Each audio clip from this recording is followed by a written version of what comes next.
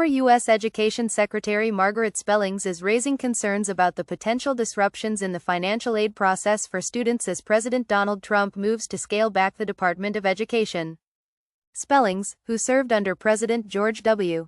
Bush, emphasized that this overhaul could significantly impact the timely processing of FAFSA applications, just as students gear up for the college enrollment season. This week, President Trump signed an executive order aiming to downsize the Department of Education, with a focus on shifting some of its key functions, including those related to financial aid and services for children with special needs, to other federal agencies.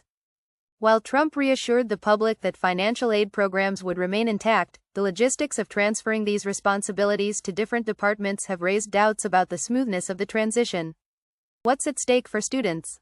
As many students prepare to apply for college this fall, the timing of these changes couldn't be more critical. FAFSA, or the Free Application for Federal Student Aid, processes millions of applications each year.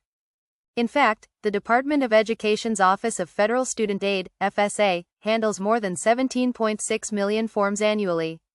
That's a massive operation, and it's unclear how the department's staff reductions, reported to have slashed personnel by half, will impact its ability to process these essential forms. Are our universities going to get the necessary information about financial aid packages in time? Asked Spellings during an interview with Fox News Digital. The question is not just about efficiency, it's about ensuring that incoming students aren't left in limbo during a critical time. If the staff is reduced, who will manage the vast amounts of data, and how long will it take to train new employees to handle such an intricate system? A lesson from history? Spellings draws a parallel with the creation of the Department of Homeland Security following the 9/11 attacks. While that effort aimed to improve national security, the integration of 22 different agencies was a logistical nightmare. It was complicated, time-consuming, and expensive, Spellings pointed out. Now, she fears that trying to merge the Department of Education's functions with other agencies could lead to similar challenges, potentially detracting from the focus on student achievement.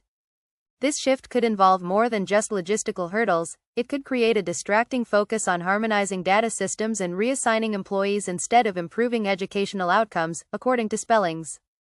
Will the Department of Labor or Health and Human Services be able to handle the new responsibilities effectively?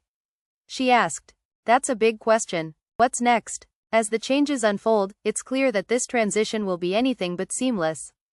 With the future of financial aid processes in limbo, students and universities alike are left waiting to see how these structural shifts will play out. Will there be enough staffing to handle the rush of FAFSA applications? Will financial aid systems function smoothly? Only time will tell, but for now, the clock is ticking. The stakes couldn't be higher for millions of students who rely on these programs to pursue their dreams of higher education. As this new chapter in U.S. education policy unfolds, the question remains, can the government pull off such a monumental restructuring without putting students' futures at risk? So, what do you think? Are we about to witness a system overhaul that will benefit or hinder students? The answers may not be clear yet, but one thing's for sure, this is a critical moment for the future of education.